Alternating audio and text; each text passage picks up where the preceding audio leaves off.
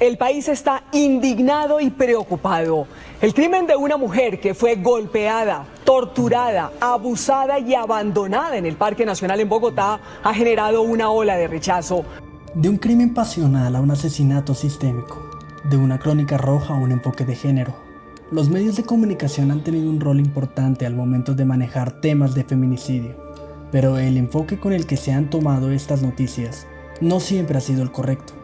Antes, digamos que había una especial preocupación por llamar estos casos crímenes pasionales, que es como una forma de referirse a estos crímenes que un poco culpabiliza a la mujer y naturaliza esta forma de violencia, porque pone a la violencia de género y a las violencias que se dan entre las parejas como un asunto íntimo, como un asunto del que no se debe hablar en público y que ocurre como en el calor de una discusión de pareja. Ante los ojos de la prensa, los asesinatos de mujeres no trascendieron más allá de cualquier otro homicidio perpetrado en el país.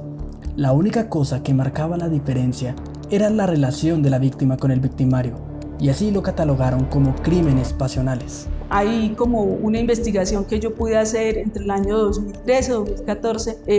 Estaba en ese momento trabajando como docente, investigadora en la Fundación Universitaria Unipau, y allí una de las cosas que precisamente se evidenció con una revisión de prensa diaria de más de 6 meses fue eso, que incluso cuando había casos de asesinato de mujeres era recurrente hacer uso a ese tipo de términos. Crimen de pasión, la mató por celos, murió muerte trágica, pero realmente sin evidenciar el trasfondo de violencia de género que hay detrás de este tipo de delitos.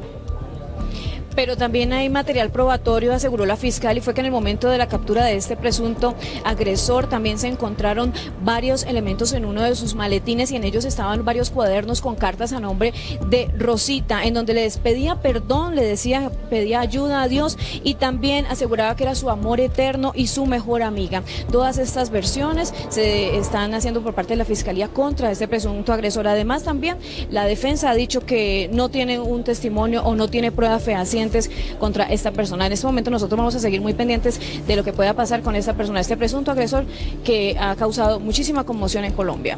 El hombre es la víctima porque la mujer hizo algo para provocarlo. Y eso naturaliza, por supuesto, la violencia, la guarda en el espacio doméstico, en el espacio privado, y evita ver este tipo de hechos como hechos que son no solo sistemáticos, que han ocurrido toda la vida, sino que además no son hechos aislados. Es impresionante ver cómo las técnicas y las formas de violencia se repiten sistemáticamente, insisto, en estos hechos de violencia entre hombres agresores que no se conocen entre sí. Se naturalizó el crimen y se invisibilizó el fenómeno. Acto seguido, la violencia contra la mujer se volvió un modelo a seguir para muchos hombres dentro del territorio, justificando su actuar en otras cosas ajenas a la violencia sistemática contra la mujer.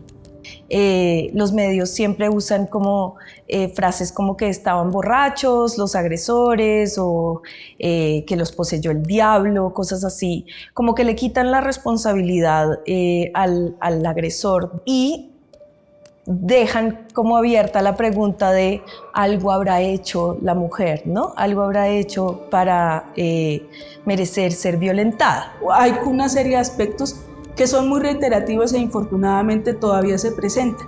Y nuevamente es en términos de preguntas como ¿y cómo iba vestida? La sola pregunta reproduce toda una lógica obviamente muy patriarcal, o sea, como si el hecho de que una persona vaya determinada vestida de determinada forma ya fuera como algo que propicia o que justifique, por ejemplo, este tipo de delitos. También una insensibilidad generalizada desde los medios de comunicación y de manera particular en varios periodistas. ¿Para qué investigar más allá del hecho, si es el hecho en sí lo que nos va a generar audiencia?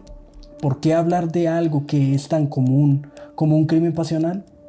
La agenda mediática suele alinearse a la visibilidad que genera una noticia, y en ocasiones no importa qué efectos traiga consigo. No todos los casos de feminicidios terminan en la gran prensa.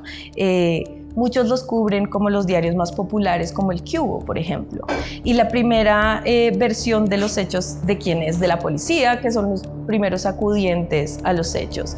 Y encuentran, no sé, a una pareja, a un hombre que acaba de asesinar a una mujer que está sobre la cama y dicen crimen pasional. Es el primer, digamos, titular. Y todo se repite así, nadie investiga un poco más para ver qué había pasado antes. Pero los medios, por la inmediatez, por el afán de escandalizar y contar cadáveres, se les olvida hacer más preguntas, se les olvida investigar un poquito más y se les olvida reconocer que estos no son hechos aislados. Una cosa es abordar un tema desde un proceso de sensibilización de qué puede implicar un feminicidio, no solamente para la persona que ha sido víctima de sino para su entorno familiar, y una formación que desafortunadamente todavía en muchos casos se reproduce en un sentido de la inmediatez y de simplemente, digamos, ver incluso la noticia como un producto más. La falta de contexto en estas noticias, sumado al interés por obtener la primicia, convirtieron a este atroz hecho en un espectáculo para las masas, espectáculo que lamentablemente es comerciable. Como dicen algunos editores, hay un interés de conectar a través de estos hechos de sangre, porque la verdad es que los diarios populares que tienen como este estilo de crónica roja, pues se venden muy bien, es una manera muy atractiva de narrar una historia. Esto ha pasado toda la vida, digamos, la crónica roja ha existido hace mucho tiempo, pero la crónica roja es muy efectiva y yo no creo que tengamos que satanizarla, pero sí, digamos, sería mejor el trabajo si se hace con rigor, si se contrastan las fuentes y, por ejemplo, sobre todo si se le incluye contexto. Estos no son hechos aislados, ha habido momentos antes de violencia. El feminicidio no se puede ver como algo descontextualizado de todo lo que son las violencias hacia las mujeres y de las mismas violencias estructurales que vive, por ejemplo, un país. Está totalmente articulado y pues por eso mismo es importante no dejarlo como casos aislados. Pues paradójicamente se reproducen toda una serie de contenidos y representaciones que siguen de una u otra manera retroalimentando lo que es una sociedad que ejerce una serie de violencias hacia las mujeres. El 26 de mayo del año 2012, una mujer de 35 años fue brutalmente asesinada en el Parque Nacional de Bogotá. Su caso es uno de los feminicidios más recordados por la comunidad colombiana. Su asesino ya tenía antecedentes de agresión hacia otras mujeres y a pesar de eso, se le dio la libertad para que continuara con su atroz actuar. Las atrocidades cometidas por él o los victimarios de Rosalvira Celi tienen conmocionado al país como pocas veces se ha visto. Y no es para menos. La dimensión de las torturas a las que fue sometida son inenarrables. El teniente y uno de los patrulleros que la encontraron en el Parque Nacional relataron aún impactados cómo fue ese momento. En el caso de Rosalvira, si tú ves lo que te pusieron los medios en esa época es terrible. O sea, de verdad, tú lloras sin siquiera tener mucho conocimiento de feminismo o ni siquiera haber conocido a la hija, de la cantidad de detalles que te van contando. No era necesario contar todo eso para saber que fue un crimen atroz, no era necesario revelar su historia clínica para saber que fue realmente macabro lo que hicieron con ella. Ahora imagínate una niña de 13 años que coge un periódico y ve todo el detalle, pero es que todo, o sea, la historia clínica estaba publicada una a una.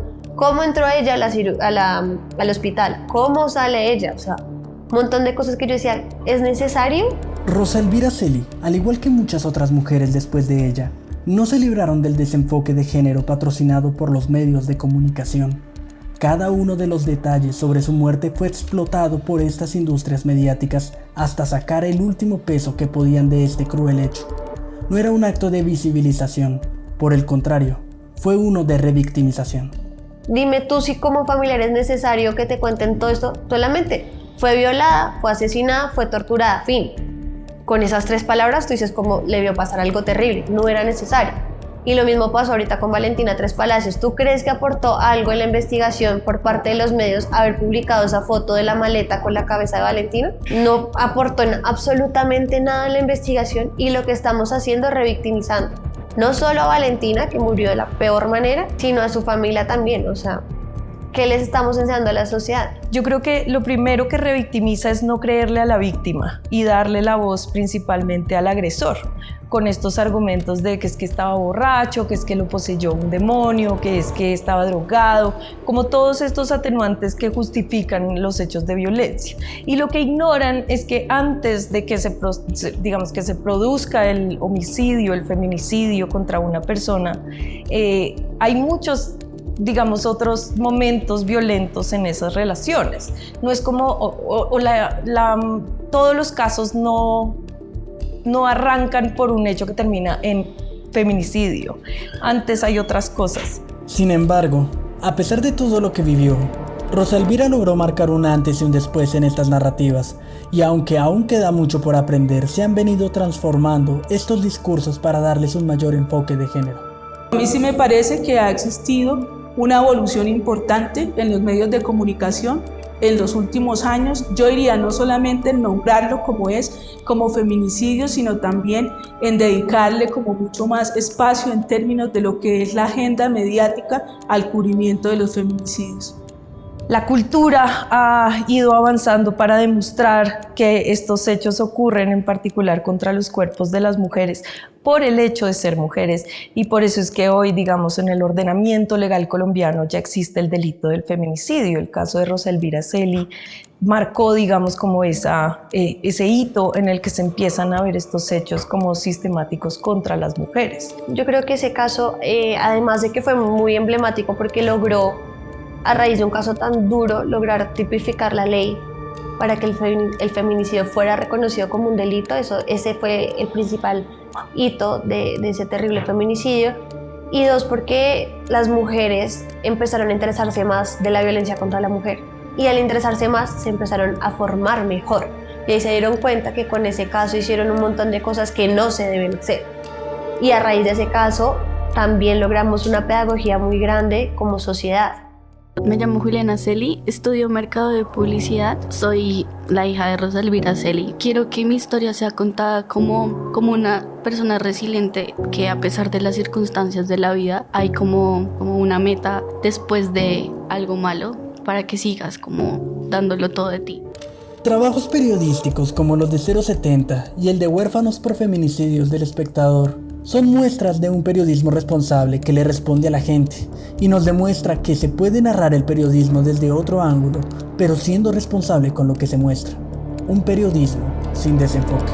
Lo primero que queríamos generar con este reportaje era que la sociedad escuchara en voz de ellos y de ellas cómo se habían sentido, qué le habíamos fallado, en qué momento la sociedad dejó de pensar en ellos y cómo vivieron ellos ese proceso tan duro como el feminicidio de sus madres. Entonces la idea era que escucharan la voz de Juliana y escucharan la voz de Camila y pues la de Luis Andrés contándonos también su historia de lo que estaban viviendo. Ya ese fue el primer impacto, y yo poderles dar, no quiero decir cómo darle voz, sino darles visibilidad a sus historias, para mí eso lo daba todo. O sea, mostrar ese trabajo sin revictimizarlos, reconociendo que les pasaron por encima los derechos, fue fundamental.